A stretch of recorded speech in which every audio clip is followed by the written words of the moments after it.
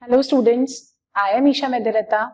In today's video, I will be discussing the Van der Pol method, which is used to measure resistivity of thin films of semiconductors.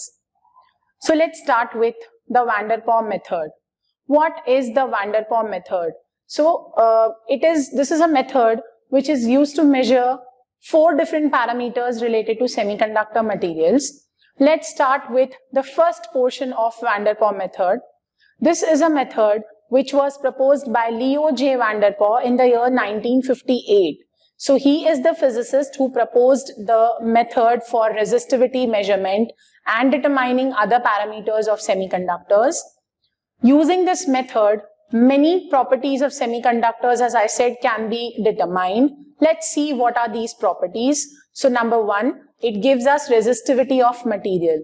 Now, if we are designing electronic devices, we particularly need thin films of semiconductors, and the term associated with thin films of semiconductors is called sheet resistance, which is of a very low value, and it cannot be measured by using a normal multimeter because the value is very small, and if you are using a normal multimeter, the probe resistance will also get added up. So we need a very accurate measurement, and that is the reason we use a 4-probe method. So this is actually an example of a 4-probe method only. Next, it can give us the doping type. What do you mean by doping type? So it can tell us whether the semiconductor material is a p-type material or it is an n-type material. It can also give us the carrier concentration. Suppose the material is a p-type material, so it will be having majority holes. So it can give us how many holes are present per unit volume, and it can also give us the mobility of majority carriers. So suppose the material is n-type or the material is p-type, so how many what is the mobility of electrons and holes can also be determined using this method. So basically 4 different parameters are derived using the Van der Pol method. Following conditions must be satisfied to use the method. Now there are some conditions which we need to take care if we are using Van der Pol method for parameter measurement or for parameter detection. The first condition is the sample should have a flat shape of uniform thickness. Whatever semiconductor sample we are using to find the parameters, it should be having a flat shape. Suppose the size of the sample is say 1 meter by 1 meter, or say 100 centimeters by 100 centimeters. Throughout the sample, the thickness should be same and it should be a flat sample. Next we have sample should not have any isolated holes. Isolated holes, if present, will not give us accurate results. So you should be having a sample which is devoid of any holes. Next, we need the sample should be homogeneous. Homogeneous in the sense, suppose we are doping a material. If I am say finding out p-type or n-type, I have doped the material. So throughout the sample, the concentration of the sample or the constituent of the material should be the same, right? This means uniform composition of the material. That is the meaning of homogeneous. Then the 4 contacts. Now, as I said, this method uses 4 different probes. So if there are 4 probes or 4 cables being used, I would require 4 contacts to be made. All the 4 contacts which are needed for this measurement should be located at the edges of the sample. It should not be located in between, in the center, anywhere. It should be either at the corners or at the edges of the sample compulsorily. And lastly, the sample thickness should be very, very less as compared to length and width of sample. Thickness is a parameter that should be very small as compared to the other 2 dimensions. So these are the 5 points which are very important if we are using Van der Pol method. Any of these points, if does not match the given condition, the reading which we will get will not be accurate, right? Now let's start with how Van der Pol measurement, the Van der Pol method is used for measuring the resistivity of a given thin film semiconductor. So starting with the method, following parameters are defined. We define the following parameters for doing this. Rho is known as resistivity of the material. D is known as thickness of the conducting layer. I12. Now, we will be using a current source, a constant current source, and we will be using a very high impedance voltmeter. So, 2 probes of current and 2 probes of voltmeter gives us 4 different contacts, 4 different probes. Now, what do you mean by the terminology I12? Suppose I have made contacts 1, 2, 3, 4. So, the meaning of I12 is that I inject current from contact number 1 and I take out the current from contact number 2. So, I12 means current injected in 1 and taken out from 2. Next, we have, say, V34. So, V34 means the voltage which is measured between contacts 3 and 4. So, I would say I have made 4 contacts, 1, 2, 3, 4, which are counterclockwise or anti-clockwise. All the contacts which are made on the material should be of the same material, and we are connecting a voltmeter and a current meter. So, 2 probes each means all the 4 probes should be of the same batch of wire, right? So, these are the conditions, these are the parameters which are really important while using the Van der Pol method. So, all 4 contacts anti-clockwise, all 4 contacts of the same material, and all probes of the same batch of wire. Is that clear? Now I move ahead with the measurement technique. So we have vertical measurement. Now this method takes place in 2 parts. First is we'll be measuring the vertical, we'll be taking the vertical measurements, and then we'll be taking the horizontal measurements. So please understand the diagram properly. In the diagram you can see 4 contacts, 1, 2, 3, 4, which are anti-clockwise or counterclockwise. Then you can see there is a constant current source, a constant emitter connected, a constant 1 ampere current source, which is injecting current in 1 and the current is coming out from 2. So I call this current as I12.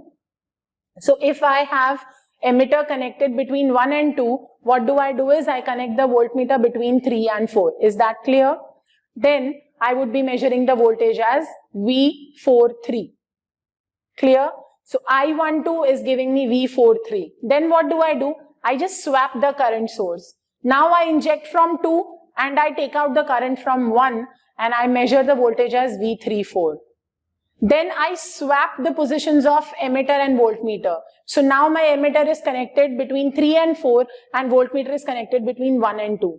So I inject current from 3, take out from 4, measure the voltage across 1 and 2.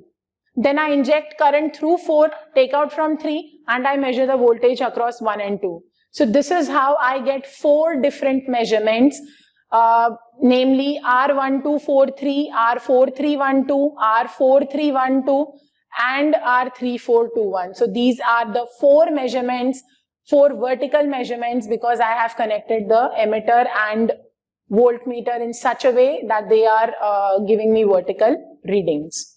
Now the second set of measurements is known as the horizontal measurement, and the horizontal measurements, in this case what do is I connect the current source between 2, 3 and 1, 4.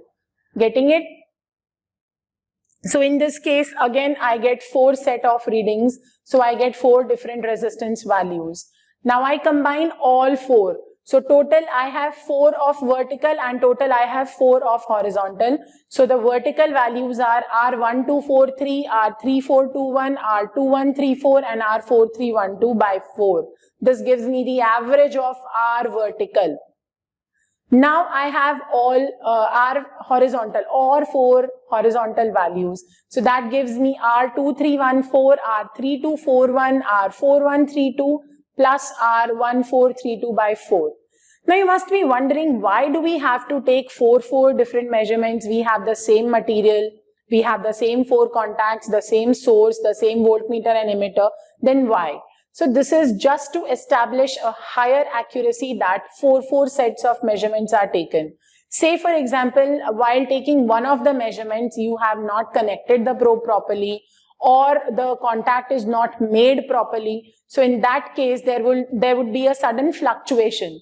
So suppose 3 readings are of similar value and the 4th one is of a very different value, you can come to know that the 4th one was not accurate. So that is the reason to achieve a higher accuracy. Now, why do we require a higher accuracy? Because the value of resistivity which we are going to get is very, very small, so that needs to be accurate. So that is the reason Van der Pol method suggests that 4 sets of measurements have to be taken. So the same current source, the same voltmeter, the same material. So first 4 vertical measurements are taken and then 4 horizontal measurements are taken. Right? So this gives us 2 values of resistances which we call R vertical and R horizontal. We know that all these values are going to be the same. The value of R vertical will definitely be equal to R horizontal because it is the same material and the same value of current is passed. So the resistance is going to remain the same. So the Van der Pol formula now becomes e raised to minus pi R vertical upon Rs plus e raised to minus pi R horizontal upon Rs is equals to 1. This is the standard Van der Pol formula defined by Leo J. Van der Pol, which we have to use as it is. So according to this formula, we have determined R vertical already by vertical measurements. We have derived R horizontal by taking the horizontal measurements. And what is Rs? Rs is the sheet resistance which we will be obtaining with the help of resistivity. This is the parameter which we need to determine, right? Now, I just now mentioned that R vertical and R horizontal should be same because the material is the same, the current source is the same. So now I can say that if R vertical is equals to R horizontal is equals to R, if I take this R vertical equal to R horizontal equal to R, if I equate all of them together, I would be getting a modified Van der Pol formula as e raised to minus pi R upon Rs plus e raised to minus pi R upon Rs is equals to 1. So what have I done in this equation? I have replaced R vertical by R. I have replaced R horizontal by R. And this is the modified formula which I get. So this formula can be written as 2 into e raised to minus pi R upon Rs is equals to 1. Or I can say pi R upon Rs is equals to ln2. Because I have an exponential term, I will have to take the logarithm so that I get pi R upon Rs is equals to ln2. And this gives me Rs is equals to pi R upon ln2. Or after determining Rs, I can find out resistivity. How? We know that resistivity is equals to sheet resistance into distance. So sheet resistance is obtained by taking the vertical and horizontal measurements, and this is how we can get resistivity if we multiply it with the thickness of the sample. Clear about the method?